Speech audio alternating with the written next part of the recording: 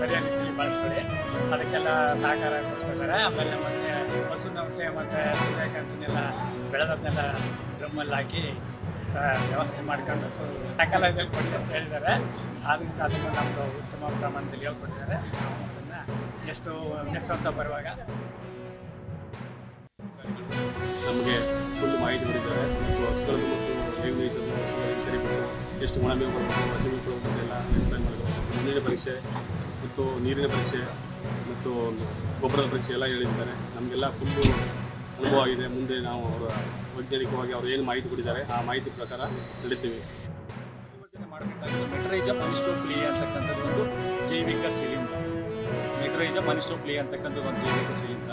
ಅದು 2 ಟನ್ ಸಗಣಿ ಗೊಬ್ಬರಕ್ಕೆ ಒಂದು 2 kg ಅಷ್ಟು ಶಿಲೀಂಧ್ರನ ಮಿಶ್ರಣ ಮಾಡಿ, ಹಾಗೆ ಒಂದು ಸ್ವಲ್ಪ ತೇವಾಂಶ ಕಾಪಾಡಿ 20 ದಿವಸ ಇಟ್ಟು ಆ ಸಗಣಿ ಗೊಬ್ಬರನ ನೇರವಾಗಿ ಯಾವುದೇ ಬೆಳೆಯೊಳಗೆ ಬಳಸಿದ್ರಿ ಅಂತಂದರೆ ಸಗಣಿ ಗೊಬ್ಬರದಿಂದ ಸಿಗತಕ್ಕಂಥ ಪೋಷಕಾಂಶಗಳ ಜೊತೆಗೆ ಗೊಂಡೆ ಹುಳುಗಳು ಕೂಡ ನಿರ್ವಹಣೆ ಆಗ್ತದೆ ಮತ್ತು ಉತ್ಕೃಷ್ಟ ಗುಣಮಟ್ಟದ ಬೆಳವಣಿಗೆ ಬರಲಿಕ್ಕೆ ಮತ್ತು ಇಳುವರಿ ಬರಲಿಕ್ಕೆ ಸಾಧ್ಯ ಆಗುತ್ತೆ ಅಂತ ಎಲ್ಲ ಬೆಳೆಗಳಿಗೆ ಇವತ್ತಿನ ಒಂದು ಕಾರ್ಯಕ್ರಮದಲ್ಲಿ ರೈತರಿಗೆ ಹೆಚ್ಚಿನ ಮಾಹಿತಿ ನೀಡಲಾಗಿದೆ.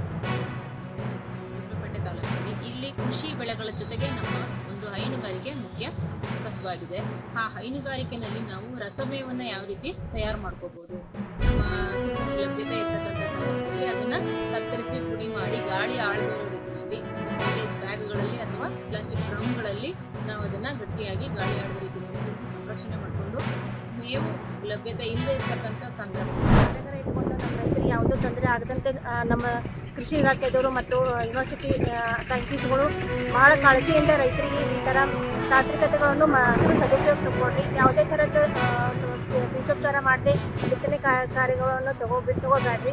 ಭಾಳಷ್ಟು ಬೀಜೋಪಚಾರ ಮಾಡೋದ್ರಿಂದ ಭಾಳಷ್ಟು ನೆಟ್ಟೆ ರೋಗ, ಸಾಯಿಲ್ ಬೋರ್ನ್ ಡಿಸೀಸಸ್ ಎಲ್ಲನೂ ಕವರ್ ಮಾಡ್ಕೋಬೋದು. ಅದಕ್ಕೆ ರೈತರಿಗೆ ಕಳಕಳಿ.